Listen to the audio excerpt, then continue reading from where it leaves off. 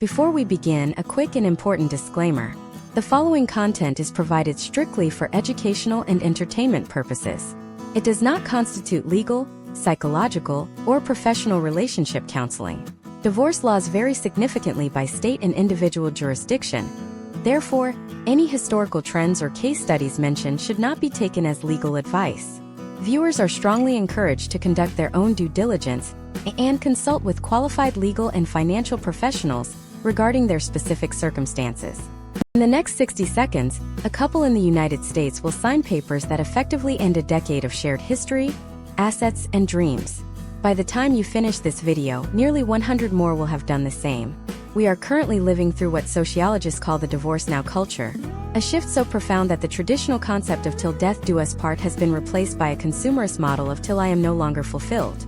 In 1960, the divorce rate in the US was roughly 9 per 1,000 married women.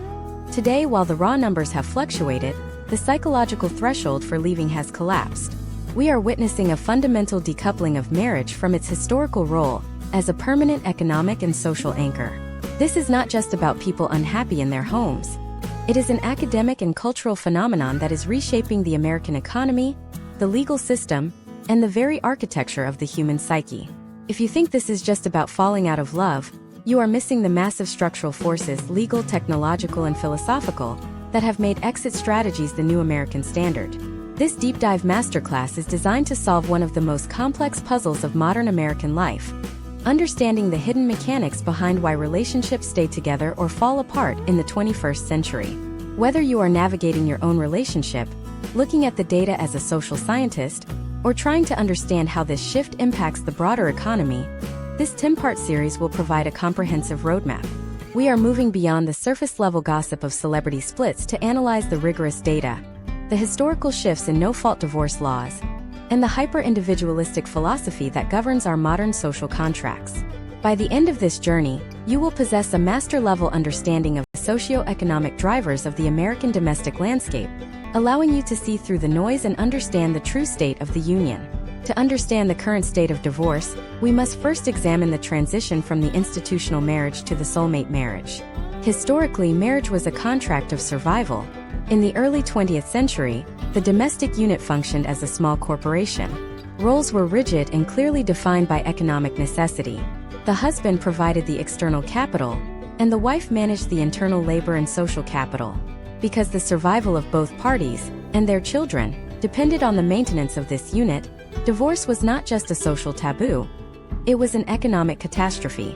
This period was defined by what researchers call the companionate marriage, where love was a secondary or tertiary benefit to the primary goal of stability and legacy. However, the late 20th century saw a massive shift toward the self-expressive marriage.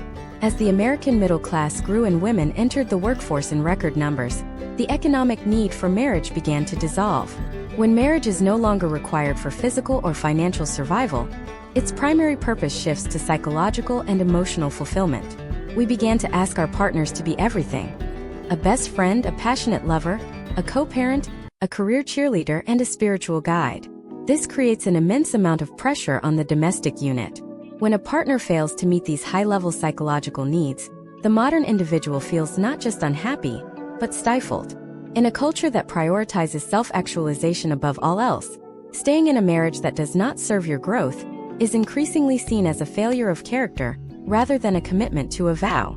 Consider the data regarding the introduction of no-fault divorce laws, which began in California in 1969 and swept across the country throughout the 1970s and 80s.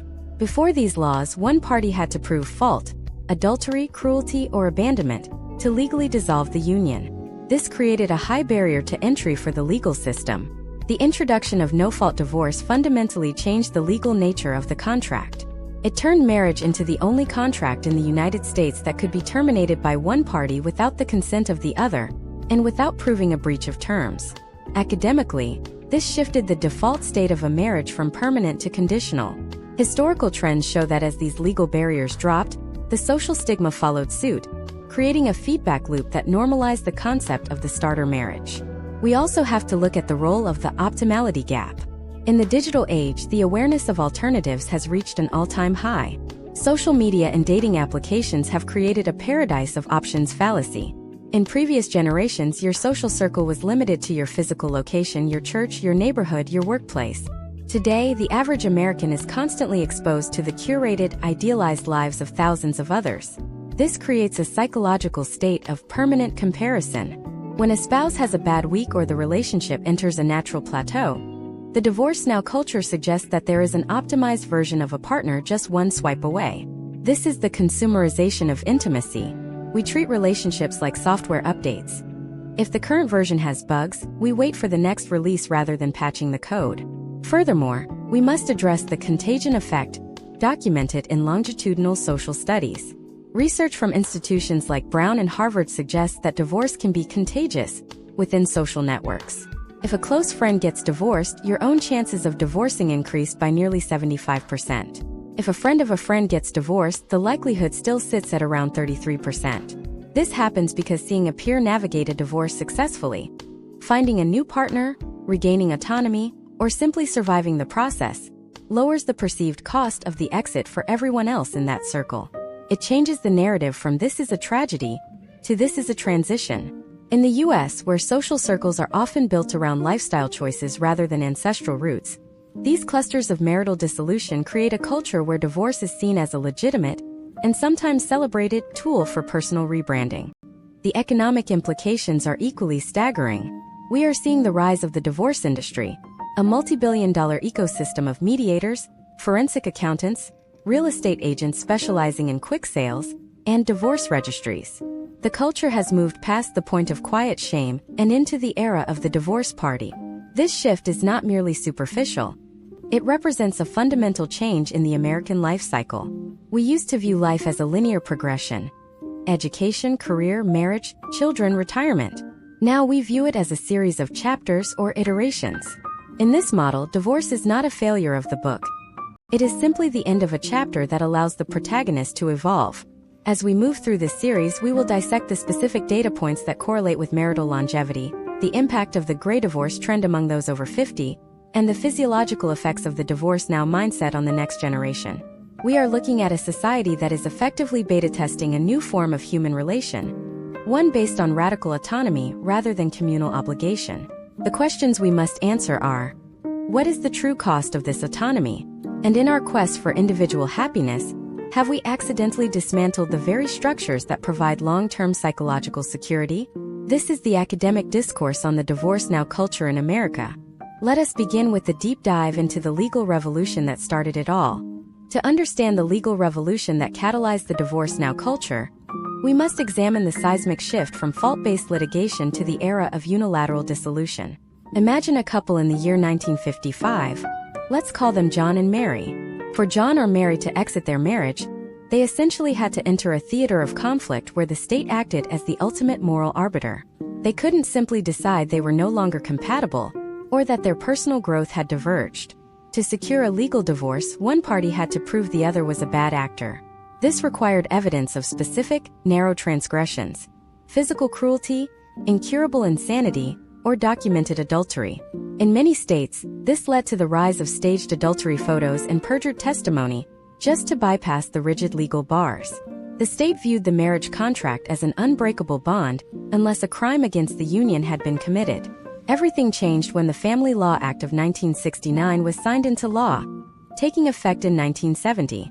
This transition to no-fault divorce fundamentally redefined the American domestic contract. It was no longer a covenant overseen by the state. It became a private agreement that could be terminated by either party for any reason, or no reason at all, under the umbrella of irreconcilable differences.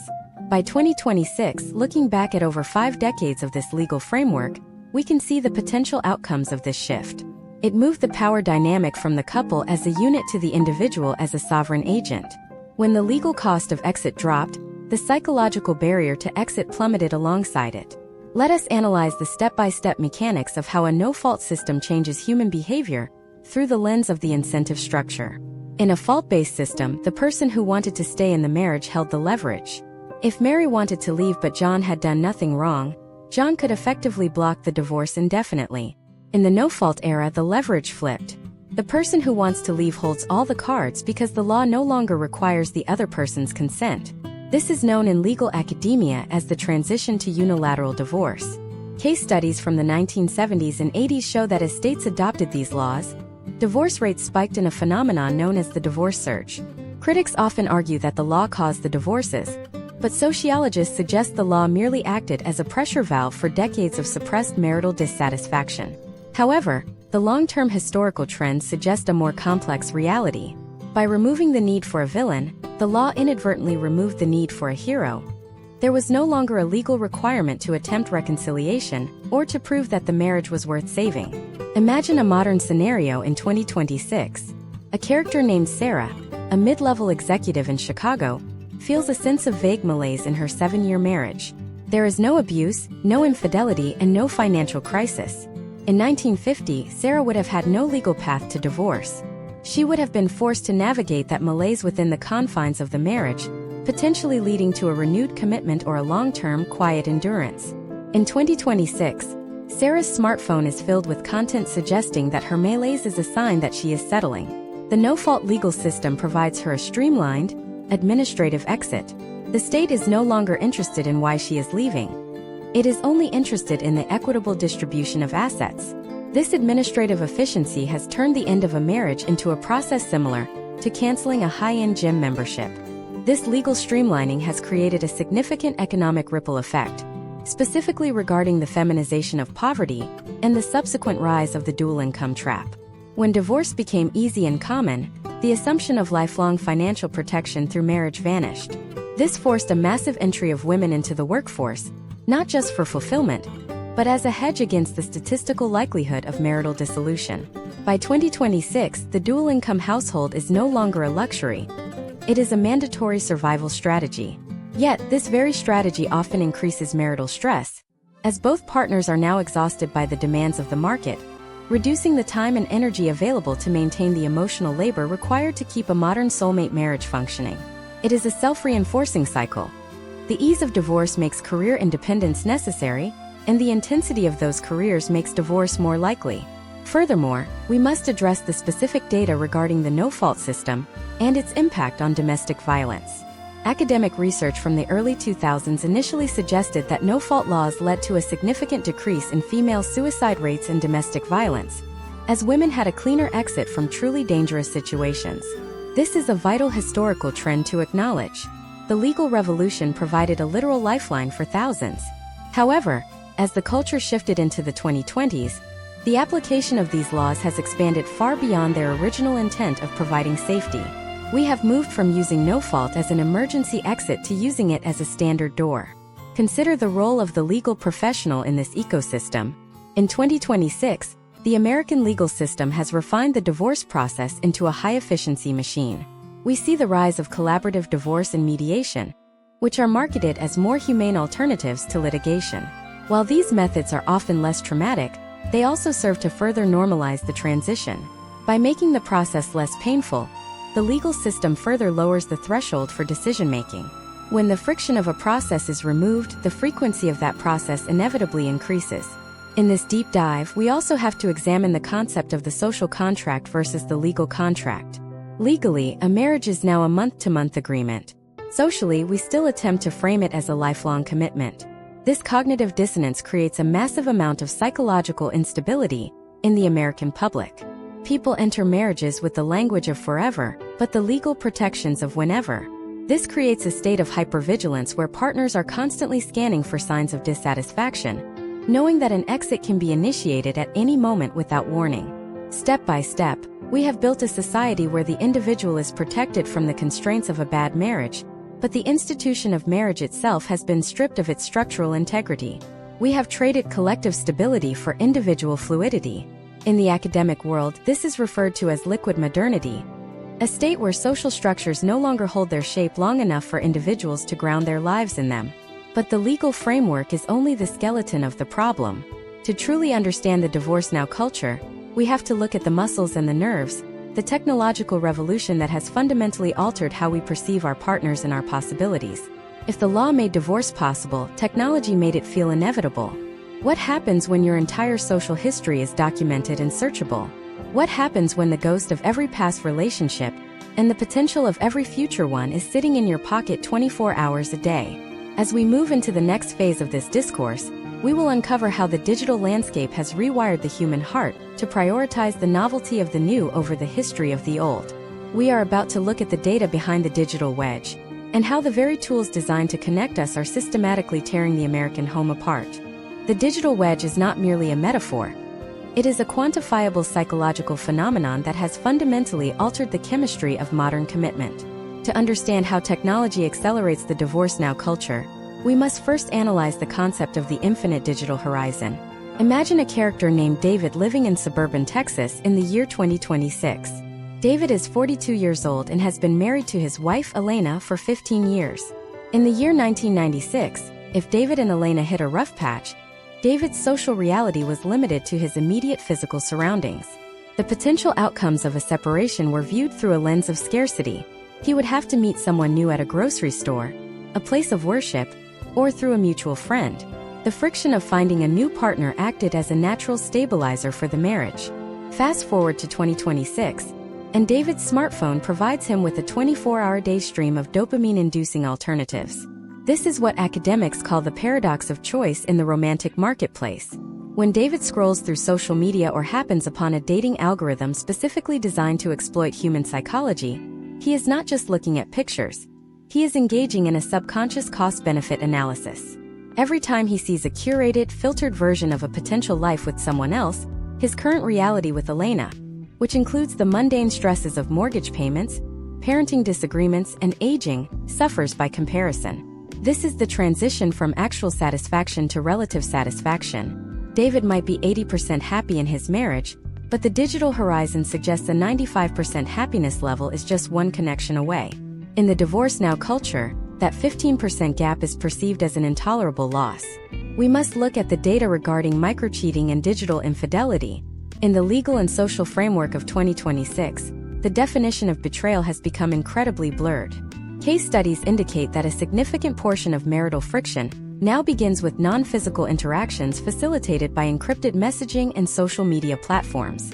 It starts with a like on an old flame's photo or a direct message to a coworker that crosses a professional boundary. Because these interactions do not involve physical contact, the participants often rationalize them as harmless. However, sociologically, these interactions serve as emotional outlets that siphon intimacy away from the primary relationship. It is a slow leak in the foundation of the marriage. By the time physical evidence of an affair exists, the emotional divorce has often already been finalized in the digital realm months or years prior. The mechanism at play here is the dopamine feedback loop.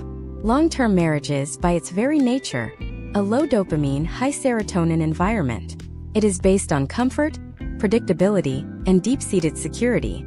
Digital interaction, conversely, is high dopamine. It is based on novelty, validation, and the thrill of the unknown. When an individual in a committed relationship begins to rely on digital validation, from strangers or potential new partners, to regulate their mood, the marriage begins to feel like a chore.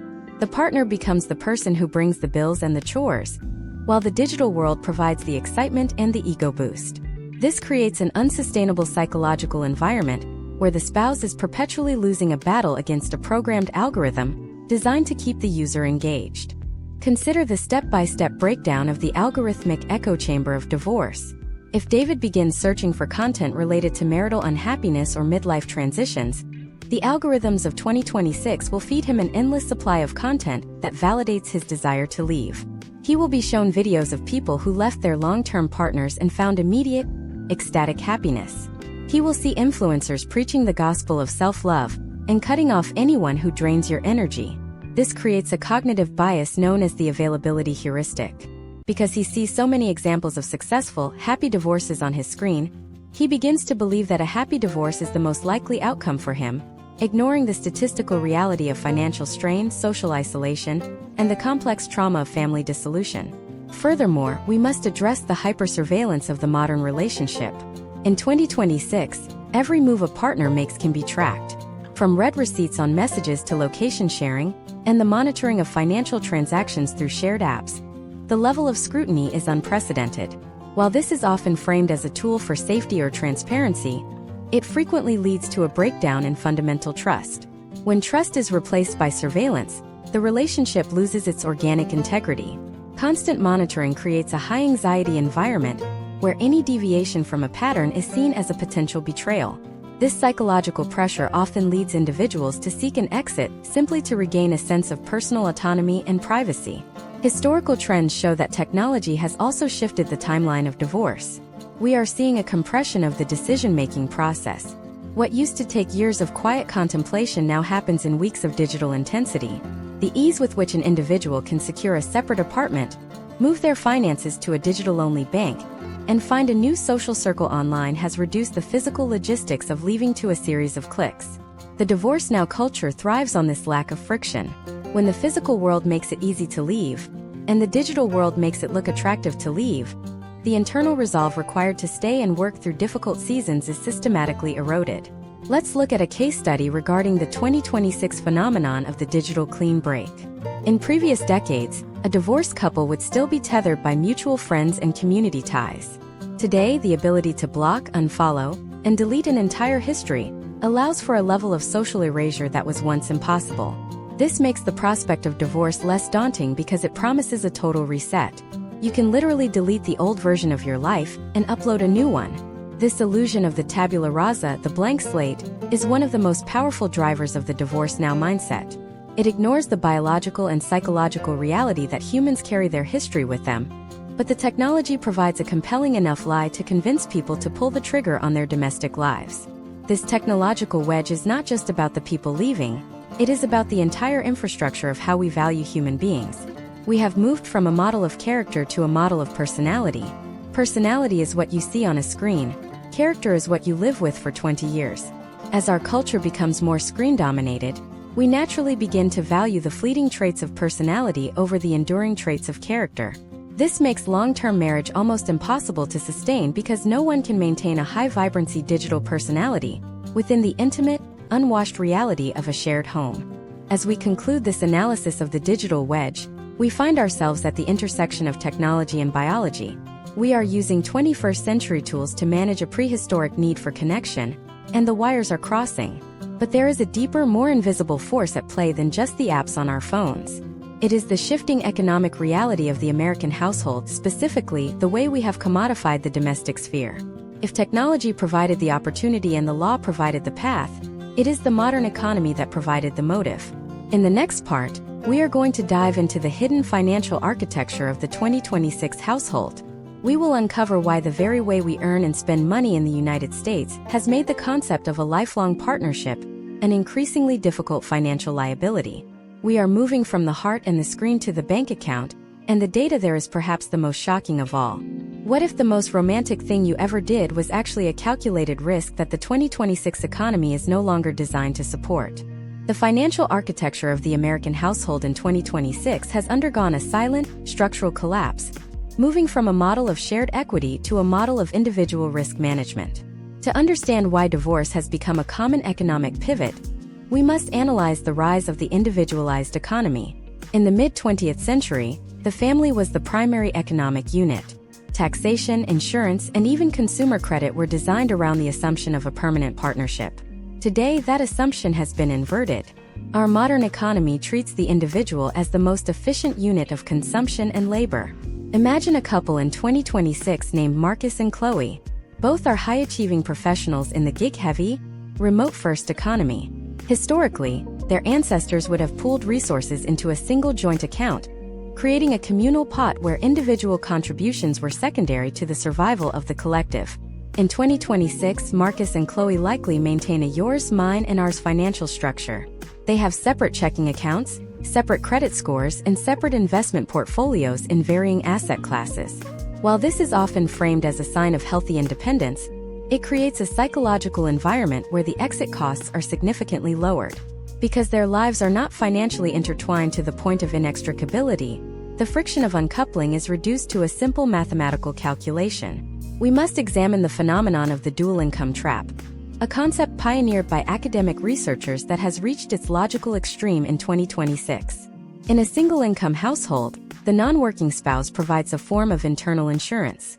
If the breadwinner loses a job or falls ill, the other spouse can enter the workforce. In the 2026 dual-income model, most middle-class American families have already maxed out their labor capacity. Both Marcus and Chloe must work full-time just to service the debt on their mortgage, student loans, and child care. This leaves the household with zero margin for error. When financial stress hits, which historical trends show is a primary driver of marital dissolution, there is no hidden reserve of labor to tap into. The pressure cooker of the modern economy makes the marriage feel like a liability rather than a sanctuary. When the economic benefit of the union is outweighed by the stress of maintaining it, the divorce now culture offers an out. Step by step, let us look at the impact of the 2026 housing market on domestic stability. In many U.S. metropolitan areas, the cost of living has outpaced wage growth for nearly a decade. For a couple like Marcus and Chloe, their home is likely their only significant asset. However, it is also their greatest shackle. Academic discourse in urban sociology points to a trend called the burdening financial crisis. This is where a couple chooses to divorce but cannot afford to sell the house or maintain two separate residences because of high interest rates and low inventory. They are forced to live together as roommates in a state of postmarital limbo. This economic paralysis creates a new kind of toxic domesticity that further fuels the cultural narrative that marriage is a trap.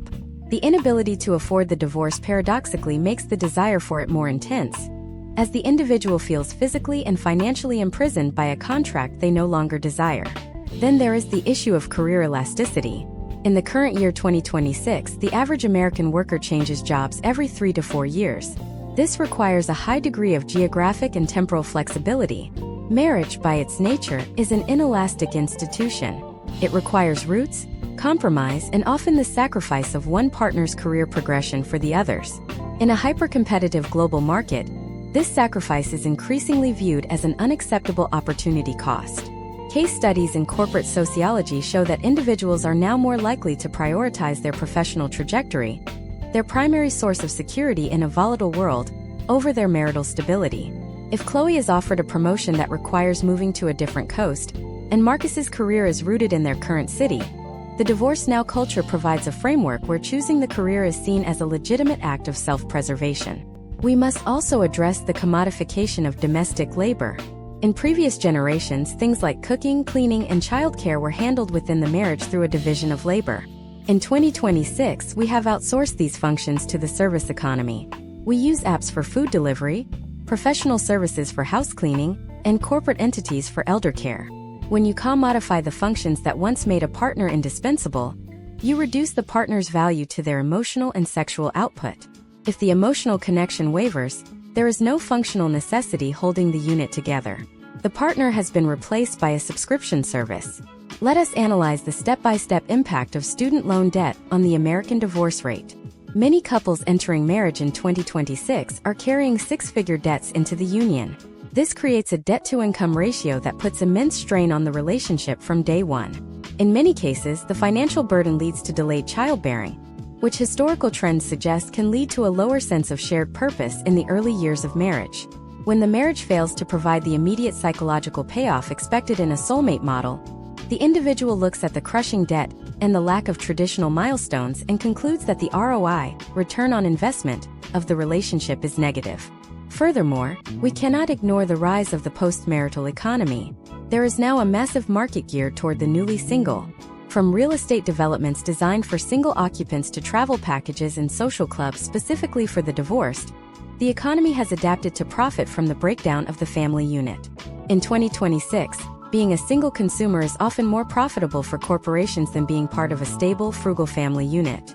Single people spend more on entertainment, dining out, and self-improvement.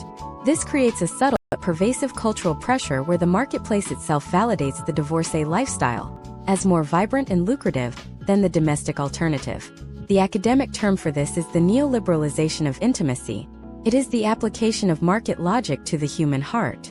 We treat our partners like assets in a portfolio. We hedge our bets, we look for growth, and we divest when the market turns bare. But as we apply these cold, calculated metrics to our most private lives, we are discovering a hidden cost that no spreadsheet can capture. This economic shift has created a generation of people who are financially independent, but emotionally bankrupt. We have achieved the freedom to leave, but we have lost the security of staying. But there is another layer to this discourse that goes beyond money and law. It sits in the very way we raise our children and the psychological templates we are handing down to the next generation. If the economy made marriage a liability, what is the psychological fallout for the children of the divorce now era? Are we raising a generation that is fundamentally incapable of long-term trust? In the next part, we will move from the bank account to the nursery and the classroom. We are going to look at the devastating data on the generational transmission of divorce and how the 2026 education system and media are inadvertently training children to view all relationships as temporary. We are about to dive into the architecture of the fragmented mind, and the results are more haunting than any financial deficit.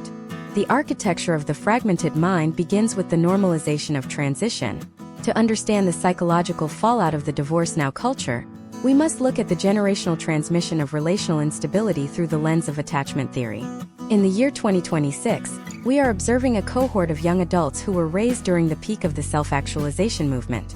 For these individuals, the domestic environment was not a fixed point, but a shifting landscape. When a child's primary source of security, the parental unit, is treated as a conditional arrangement, the child develops a psychological framework known as avoidant or disorganized attachment. Imagine a 10-year-old in 2026 named Leo. Leo lives in a high-density urban area and spends his time toggling between two different households with two different sets of rules, two different social circles, and two different economic realities.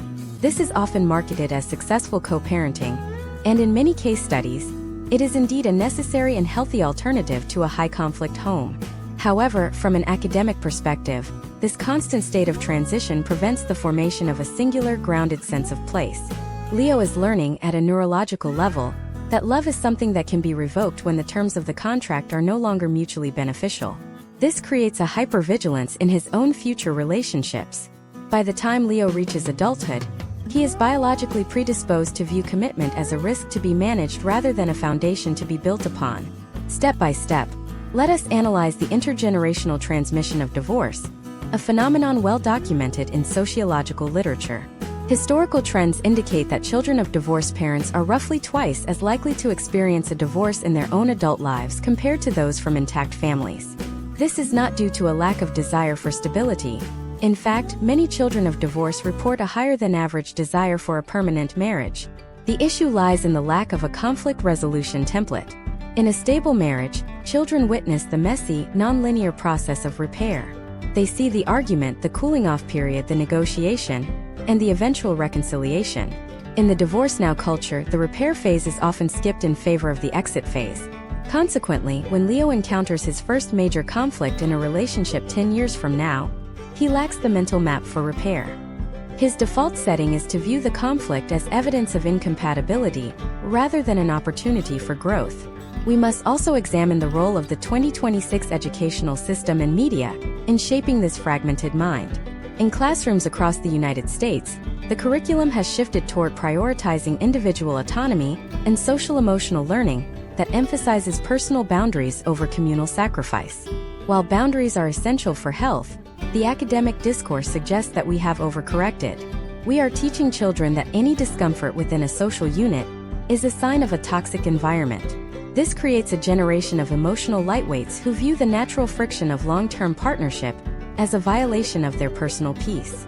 This is further reinforced by a media landscape where domestic stability is portrayed as boring or repressive, while the journey of the single individual seeking their truth is glorified as the ultimate hero's journey. Consider the impact of social media algorithms on the developing adolescent brain in 2026.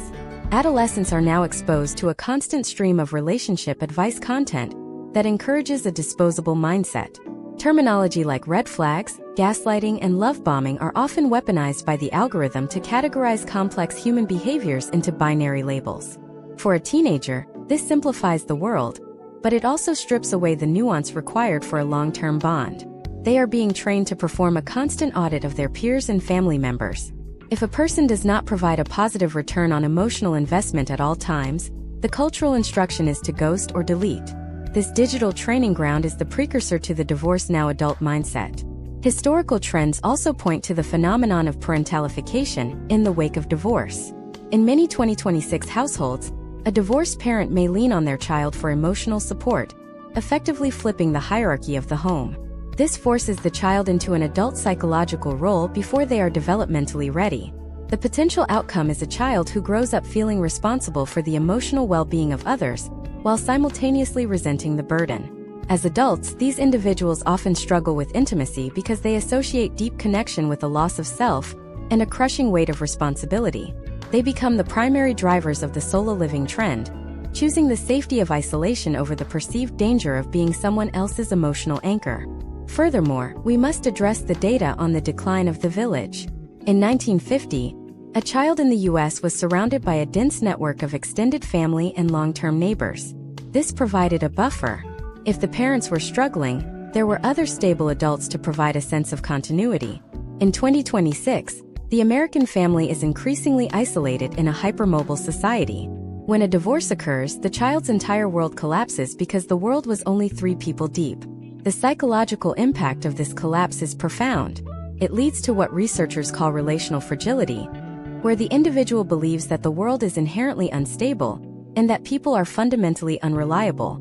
Let us look at a case study involving the 2026 trend of multifamily living as a response to divorce.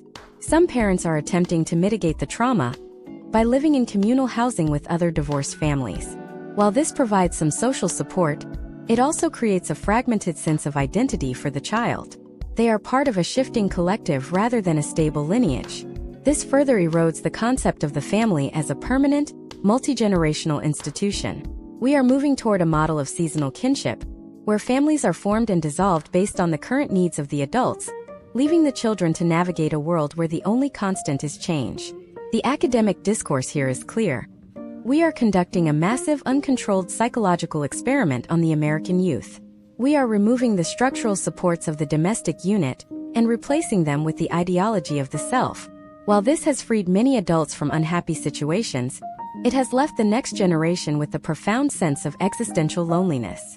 They are the most connected generation in history, yet they report the highest levels of isolation and the lowest levels of confidence in the future of the American family. As we dissect the architecture of the fragmented mind, we begin to see that the divorce now culture is not just a personal choice, it is a hereditary condition. We are passing down a legacy of instability that is rewriting the social code of the United States. But if the law, the economy, and the psychology have all aligned to make divorce the new standard, what happens to the physical reality of the American community? In the next part, we are going to look at the death of the American neighborhood. We will analyze how the divorce now culture has physically altered our cities, our suburbs, and our shared public spaces. We are moving from the mind to the map, and we will discover how a society of individuals is building a world where no one truly belongs. What does a city look like when it is designed for a population that refuses to stay put? The answer lies in the rise of the transient city, and the data is as fascinating as it is alarming. The rise of the transient city is a physical manifestation of the divorce now culture, where the American landscape is being re-engineered to accommodate a population in constant flux. To understand this, we must examine the concept of architectural atomization. In the mid-20th century, the American suburb was designed as a fortress of stability. The 3-bedroom, 2-bathroom house with a fenced backyard was more than a dwelling. It was a social technology designed to anchor a nuclear family to a specific geography for decades. In 2026, that model is failing to meet the demands of a society where the exit door is always unlocked. Imagine a character named Julian living in a rapidly growing tech hub like Austin or Charlotte in 2026.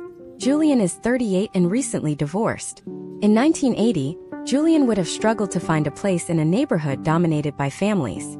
Today, he moves into a high-density, luxury flex apartment complex. These buildings are the cathedrals of the transient city. They offer short-term leases, fully furnished units, and communal amenities like co-working spaces and rooftop bars. On the surface, it looks like a high-end lifestyle. Academically, however, this represents the death of the neighborhood. Julian's neighbors are not people he will know for 20 years. They are fellow transients who will be gone in 18 months. This is the spatial equivalent of the swipe-right culture. When our housing becomes as disposable as our relationships, the concept of community investment vanishes. Let us analyze the step-by-step erosion of social capital in these transient zones. Social capital is the value derived from social networks and the inclinations that arise from these networks to do things for each other. In a divorce now culture, the high rate of residential mobility triggered by marital dissolution destroys this capital. When a family unit breaks, it typically results in at least 1, and often 2, relocations. Historical trends show that every time a household moves, the social ties to local schools, neighborhood watches, and local businesses are severed. By 2026, we see the potential outcomes of this: a significant decline in volunteerism, a reduction in local civic engagement, and a rise in what urban sociologists call the anonymous city. In this environment, people are less likely to look out for one another because they don't expect to be around long enough for that reciprocity to matter. We must also look at the data regarding the micro-unit revolution. In 2026, developers across the United States are pivoting toward building smaller and smaller living spaces. The rise of the 500 square foot studio is not just a response to high real estate prices. It is a response to the shrinking domestic unit. As more Americans choose or find themselves in a state of singleness, the demand for large family homes is being eclipsed by the demand for individual pods. This shift has profound psychological implications. Living in a micro-unit reduces the physical capacity for hosting others, which further isolates the individual and reinforces the self-centric lifestyle. The transient city is not built for the Sunday dinner or the backyard barbecue. It is built for the solo diner and the delivery app. Consider the role of the 2026 rental economy in this discourse. We have moved from a nation of owners to a nation of renters, and divorce is a primary driver of this shift. When a couple divorces, the equity in the family home is often liquidated and split. In a high-interest rate environment, neither party can afford to buy a new home on a single income. They are pushed back into the rental market. This creates a permanent class of renters who are subject to the whims of corporate landlords. This lack of ownership further detaches the individual from the community. If you don't own the land, you are less concerned with the long-term health of the school district or the local infrastructure. The divorce now culture has effectively commodified our living arrangements, turning the home from a place of belonging into a temporary service. Step by step, let us examine the impact on the retail landscape. In the transient city of 2026, the retail environment has shifted to mirror the instability of the residents. We see the rise of pop-up shops, ghost kitchens, and third-space franchises that offer the illusion of community without the commitment. These spaces are designed to be photogenic and shareable on social media, catering to the digital identities of the transient population. However, they lack the deep roots of the traditional local pub or the family-owned hardware store. The economy is adapting to serve a population that is always halfway out the door. This creates a feedback loop. The more the environment caters to transients, the more difficult it becomes for anyone to build a stable, rooted life. Historical trends in urban planning also show a decline in the construction of public spaces that encourage long-term interaction. In 2026, many new urban developments prioritize security and transit efficiency over social lingering. Parks are designed for exercise and dog walking, activities for the individual, rather than for large communal gatherings. This is a subtle but powerful reinforcement of the divorce now mindset. The physical world is telling us that we are solo actors in a temporary stage. Imagine an if-then scenario. If the divorce now culture continues to accelerate, then the American suburb as we know it will undergo a radical transformation. We may see the rise of the segmented suburb, where large homes are subdivided into smaller units for single parents or solo professionals.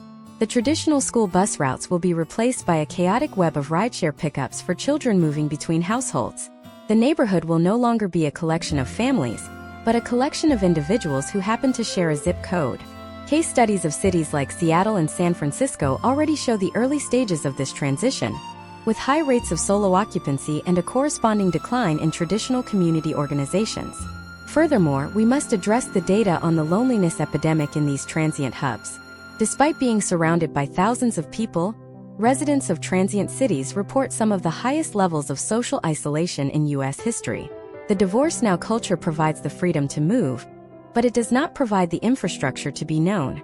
When you are constantly resetting your social circle, your interactions remain at the surface level. You lose the benefit of the long-view friend, the person who knew you when you were married, who knew your children as infants, and who provides a mirror for your own history. Without this historical reflection, the individual feels untethered and fragmented. The academic discourse on the transient city reveals a society that is trading its soul for flexibility. We are building cities that are efficient for the market but toxic for the human spirit. We are creating a world where no one has to say goodbye because no one ever truly stays.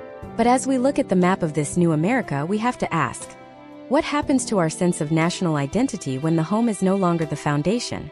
If the city has been redesigned to accommodate our exits, what has happened to our internal moral compass? We have analyzed the law, the technology, the economy, the psychology, and the geography. But we have yet to touch the most sensitive nerve of all, the collapse of the shared American narrative. In the next part, we are going to look at the death of the sacred vow.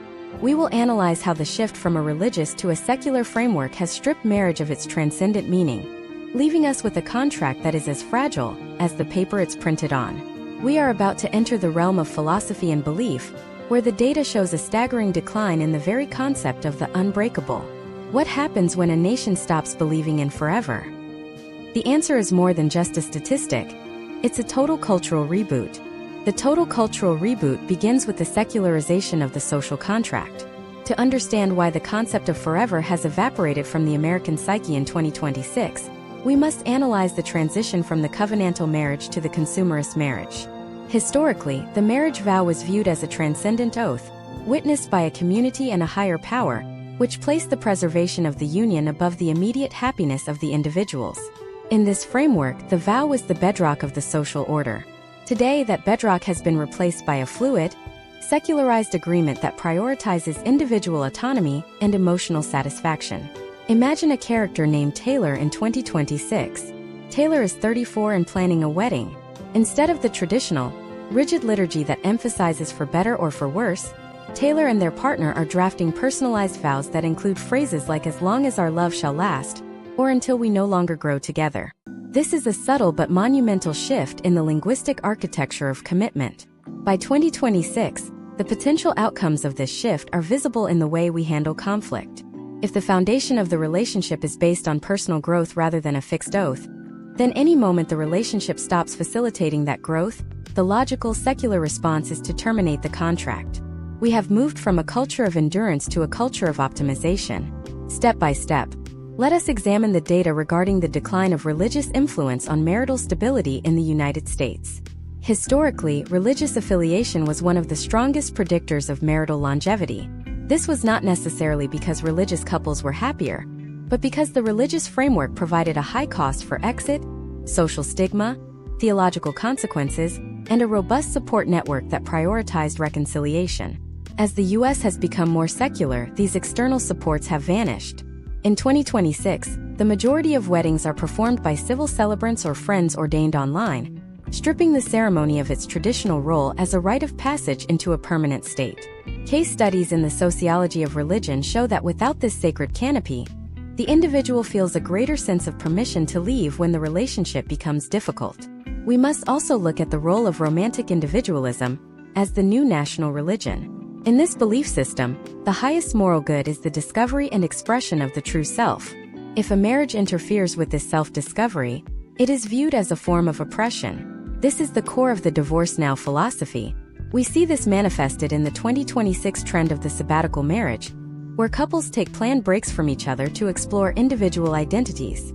While marketed as a way to save the marriage, historical trends suggest these breaks often serve as a transitionary phase toward total dissolution. The secular mind views the self as a project that must be constantly updated, and a static, lifelong partner is often seen as a drag on that project's progress.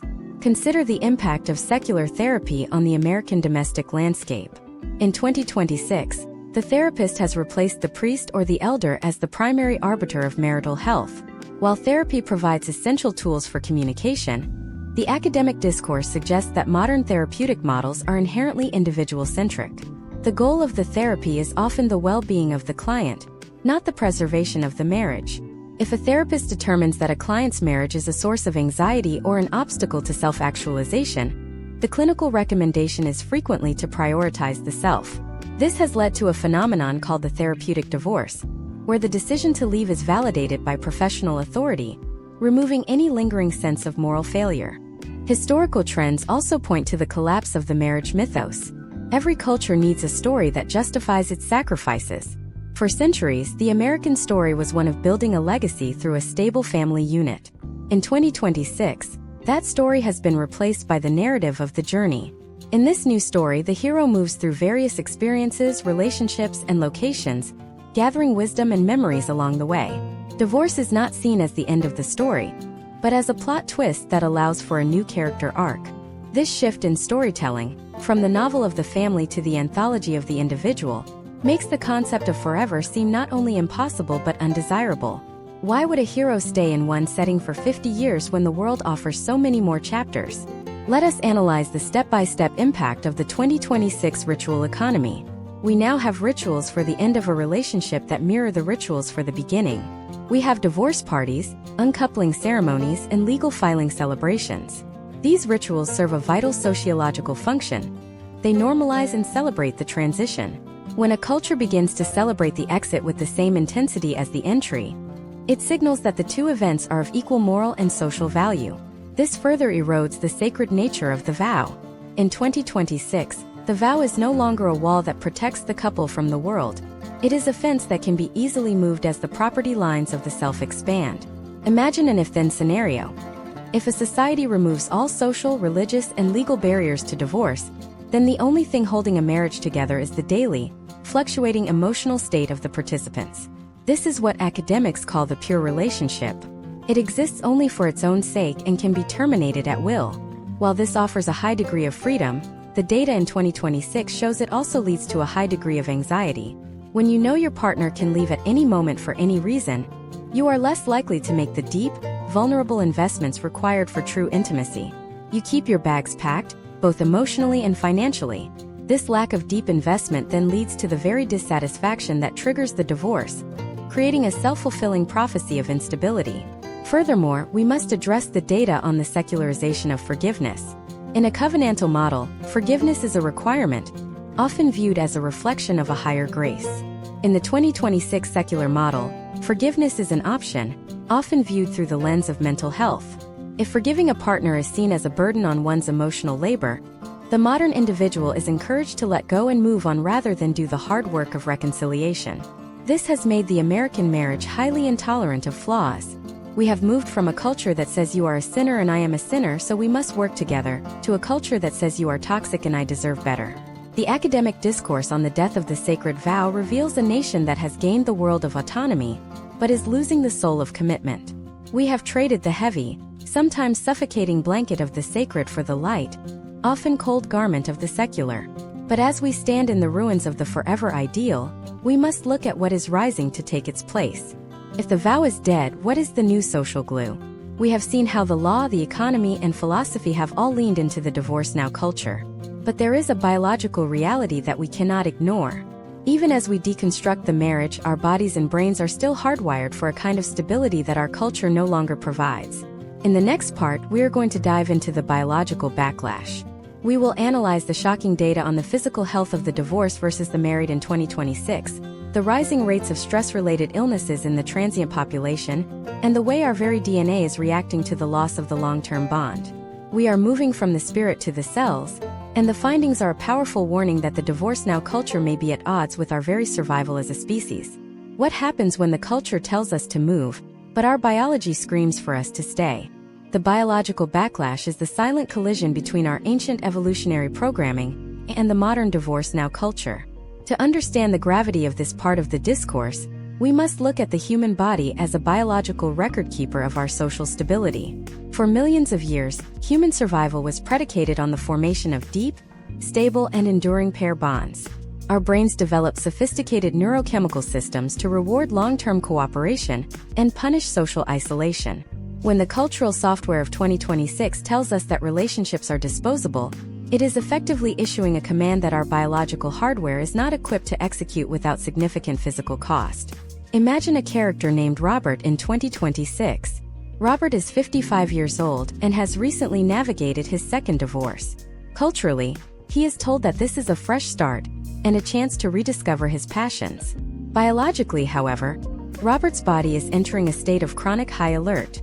The dissolution of a long-term partnership triggers the HPA axis, the hypothalamic pituitary adrenal axis, which is the body's primary stress response system.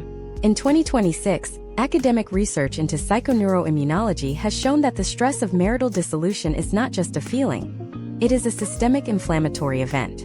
For Robert, the potential outcomes of this chronic activation include a weakened immune system, increased cardiovascular strain, and a documented shortening of telomeres, the protective caps on our chromosomes that serve as an internal clock for aging. Step by step, let us examine the role of oxytocin and vasopressin in the long-term bond. These neuropeptides are often called the social glues of the human species. Oxytocin is released during physical touch, shared meals, and moments of emotional vulnerability. Over decades, this creates a neurochemical homeostasis between two people. They become biologically co-regulated. Their heart rates, sleep patterns, and even cortisol levels begin to synchronize. When a divorce occurs in the divorce now culture, this co-regulation is violently severed.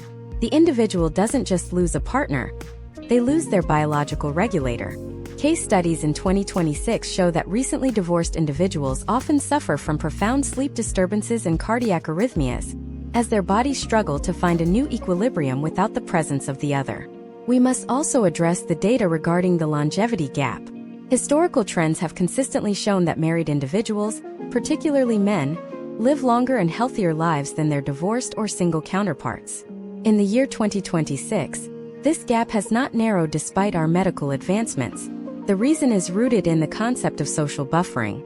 A long-term partner acts as a frontline health monitor, encouraging better lifestyle choices and providing the emotional support that dampens the body's response to external stressors.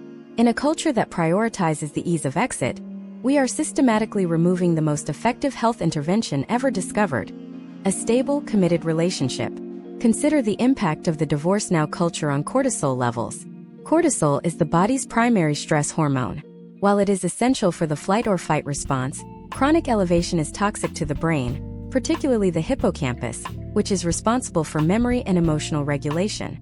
Academic Discourse in 2026 points to a trend of cognitive decline in populations with high rates of relational instability. The constant anxiety of potential abandonment, or the logistical chaos of managing multiple households, keeps the body in a state of hypercortisolism. This leads to what researchers call allostatic load, the wear and tear on the body that accumulates when an individual is exposed to repeated or chronic stress. Let us look at a case study involving the 2026 phenomenon of the wellness divorce paradox.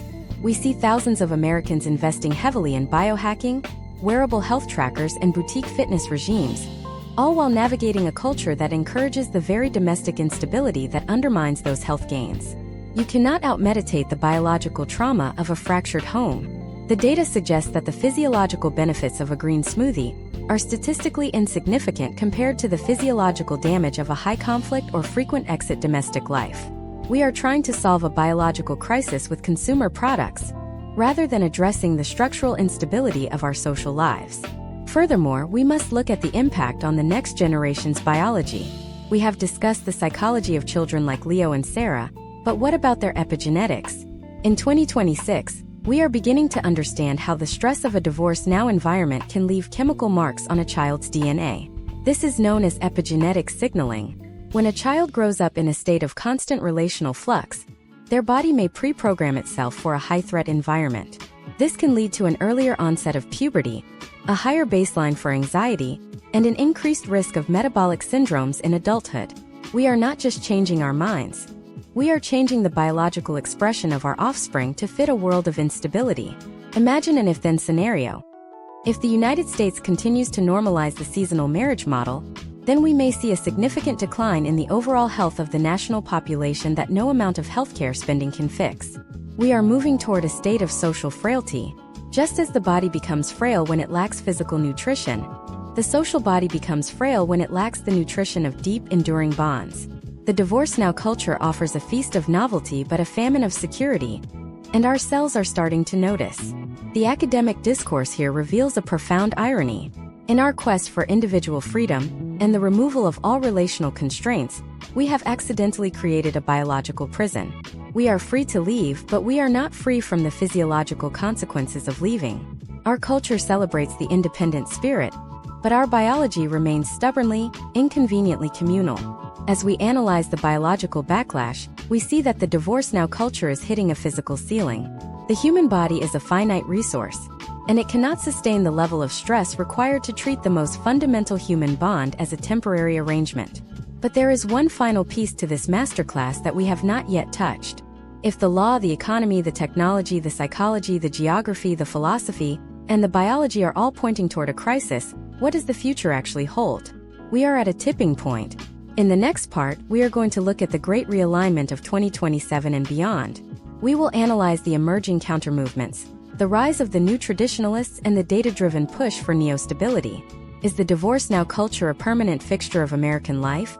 Or is it a fever that is about to break? We are going to look at the radical social innovations being developed right now to save the American family from total liquidation. We are moving from the problem to the potential solutions, and the shift in the data is something no one saw coming.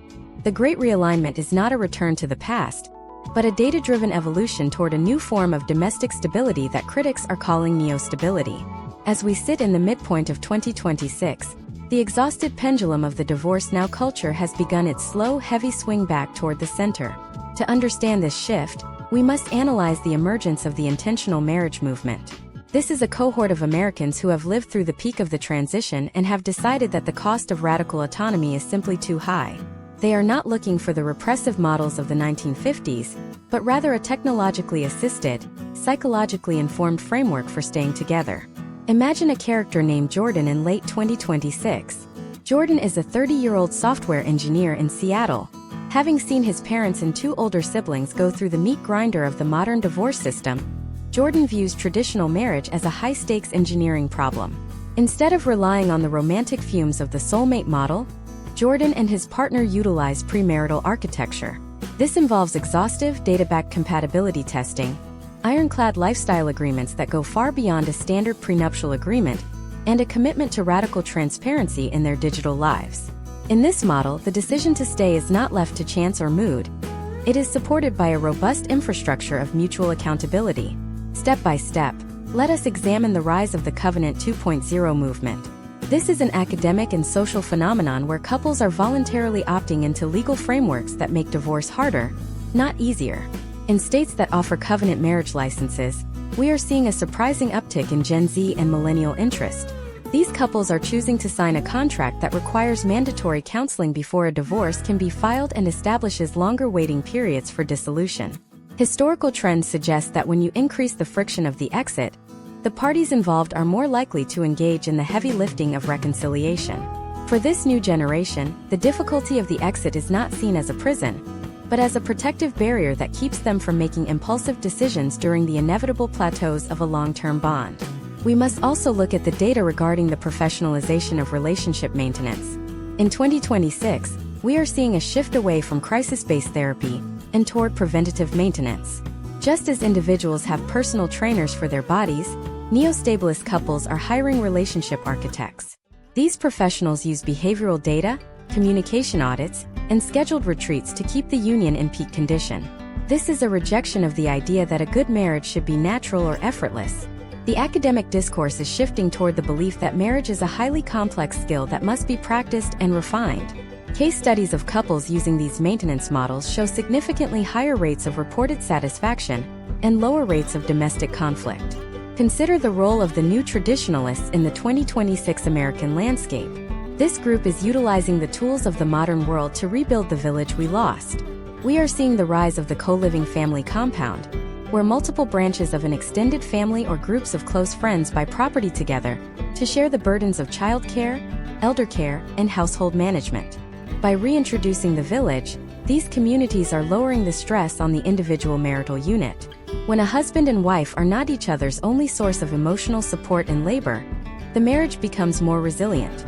The data indicates that in these multi-generational or communal settings, the divorce rate drops because the pressure of the soulmate model is diffused across a larger social network.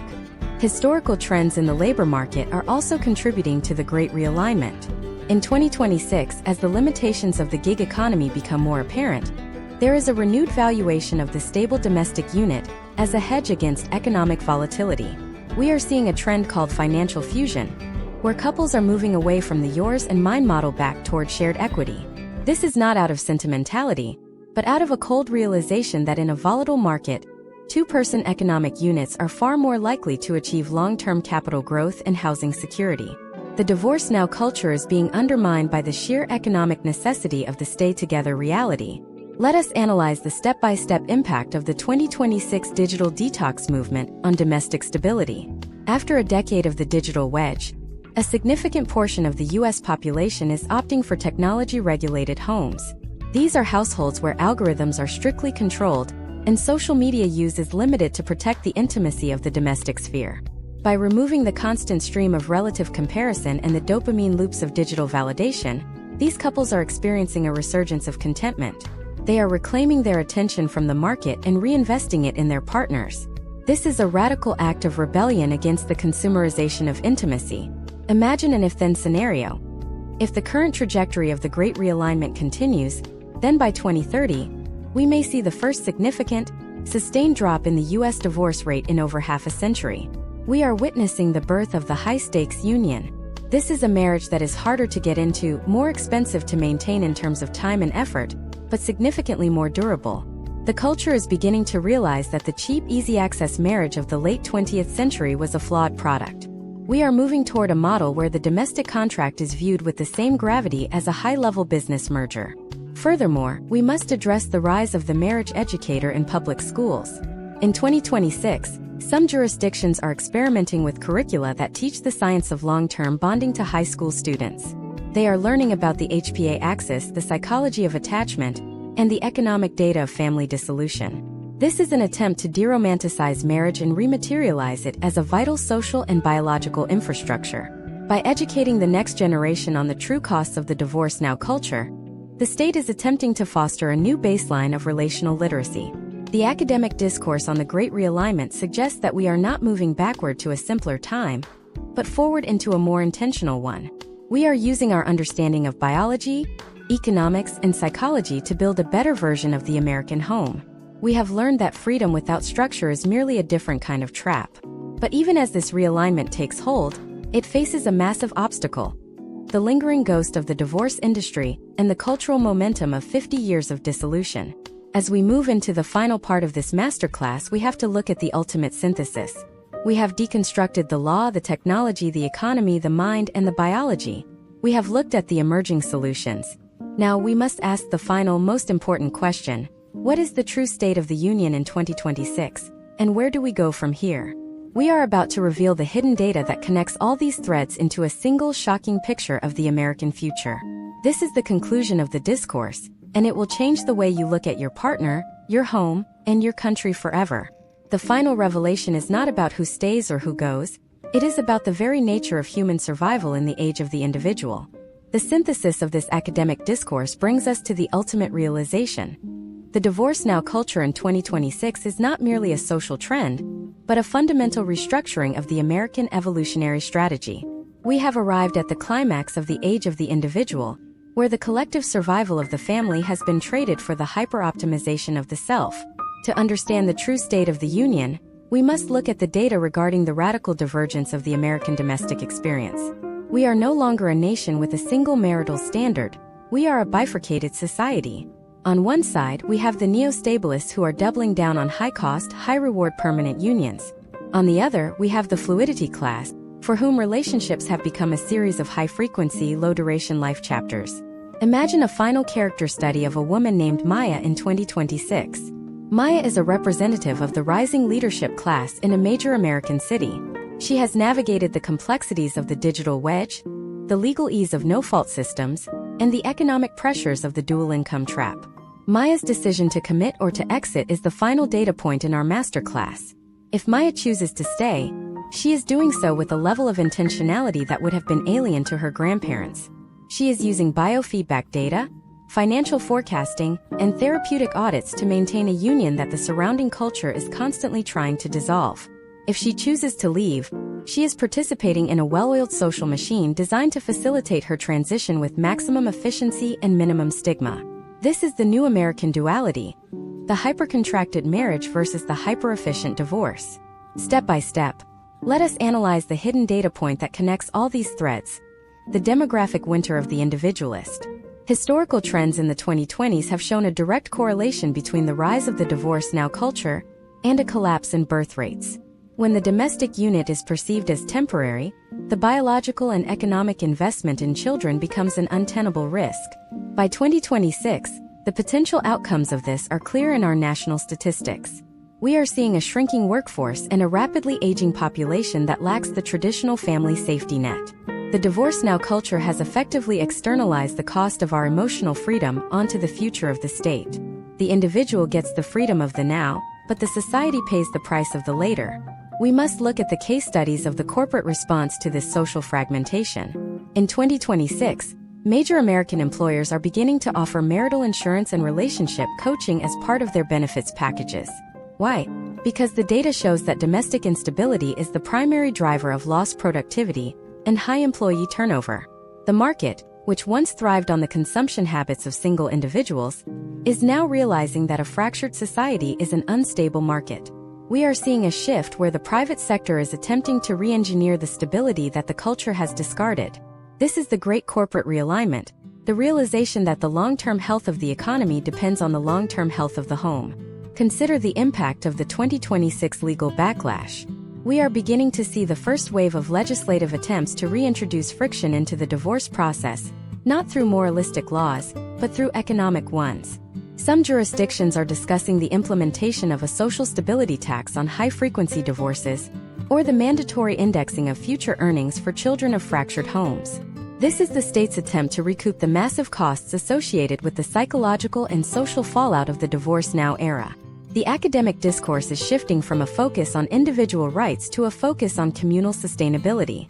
We are asking the hard question: how much individual freedom can a civilization afford before it loses the ability to replicate itself? Historical trends also point toward the rise of the neo-patrimonial economy. As the traditional marriage collapses, we see wealth being concentrated in the hands of the neo-stablist class, the 20% of the population that manages to maintain stable, multi-generational families. This group is becoming a new aristocracy of stability, while the fluidity class finds itself in a cycle of perpetual wealth dissolution through repeated legal fees and the loss of economies of scale. In 2026, your marital status is becoming a more accurate predictor of your long-term wealth than your education or your career. This is the hidden class divide of the modern era, the stable versus the transient. Let us examine the role of artificial intelligence in the final evolution of the divorce now culture. By 2026, AI-driven relationship predictive models are being used by both insurance companies and individuals to calculate the probability of a union's success before it even begins. This has led to the rise of the algorithmic engagement.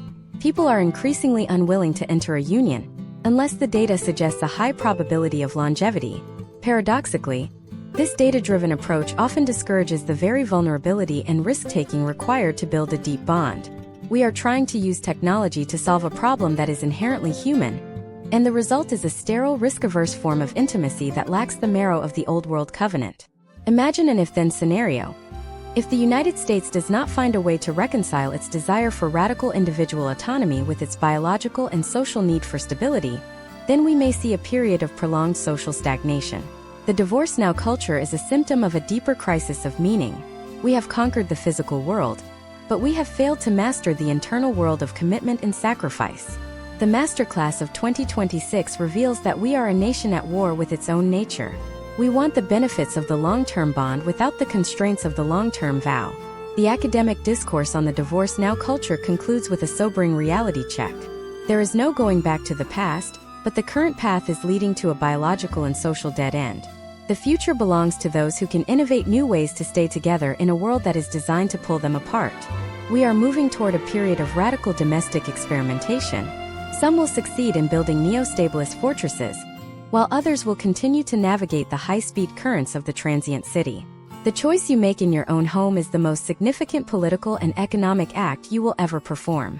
This concludes our 10-part masterclass on the academic discourse of the divorce now culture. We have mapped the landscape, analyzed the data, and confronted the uncomfortable truths of the American domestic state.